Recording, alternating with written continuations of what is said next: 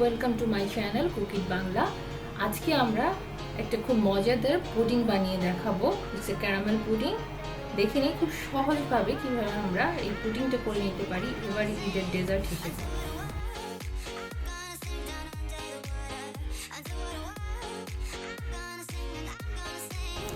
প্রথমে একটা প্যানে আমি 1 লিটার দুধ জাল দিয়ে ঘন করে হাফ লিটারের মতো করে নিব।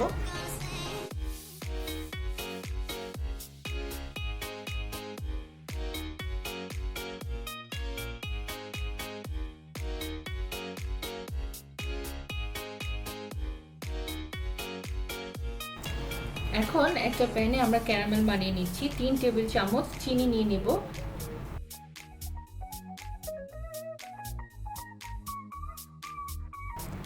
সাথে অ্যাড করব 3 টেবিল চামচ পানি।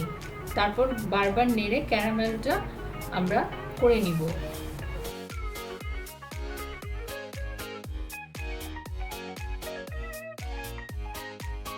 খুব সুন্দর একটা গোল্ডেন কালার হলে ক্যারামেলটা নামিয়ে ফেলতে হবে, না হলে এটা কালো হয়ে যাবে।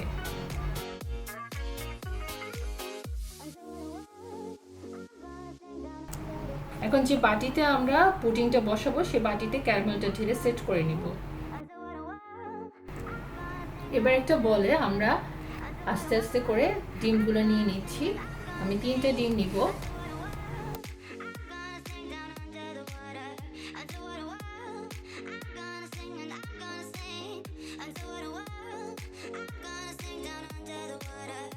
ডিমটা একটা বিটার দিয়ে আমরা ফেটে নিচ্ছি।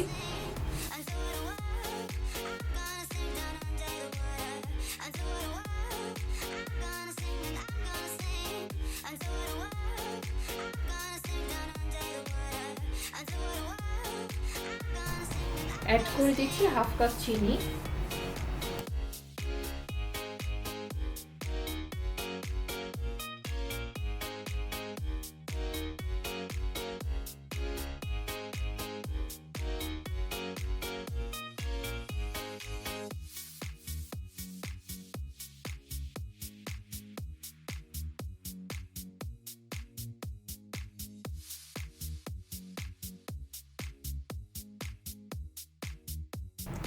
তারপর দিয়ে দিচ্ছি 1 চা চামচ ভ্যানিলা এসেন্স।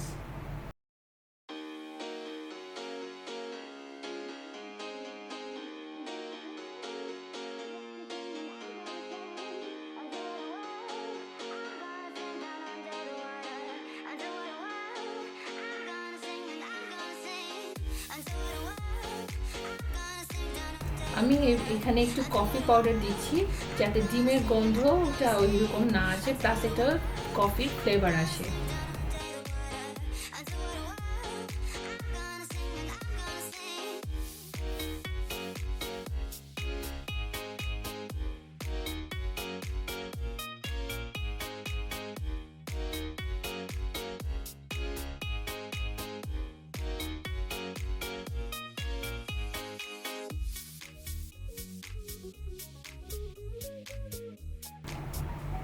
এখন অ্যাড করে নিচ্ছি ওই হাফ লিটার দুধটুকু।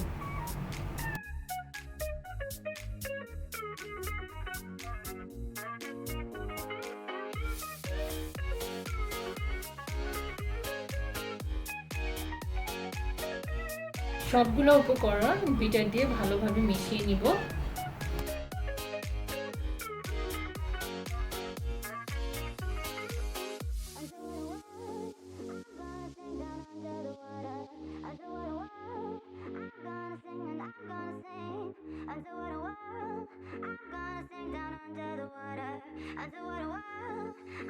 এখন যে বাটিটাতে আমরা ক্যারামেলটা সেট করেছি সেই বাটিটাতে পুরো মিশ্রণটা ঢেলে দিব একটা ছাঁকনির সাহায্যে, যাতে কোনো রকম লাম্পস এখানে না থাকে।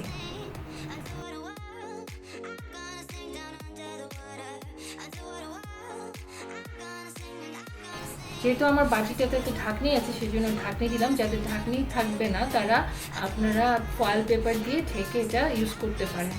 আজকে পুডিংটা আমি বসাবো একটা স্টিমারে, because I have a steamer, সেজন্য আমি বসাচ্ছি। এটা চাইলে আপনারা পাতিলেও দিতে পারেন, প্রেসার কুকারে দিতে পারেন। আফটার 30 মিনিটস আমার পুডিংটা হয়ে গেল।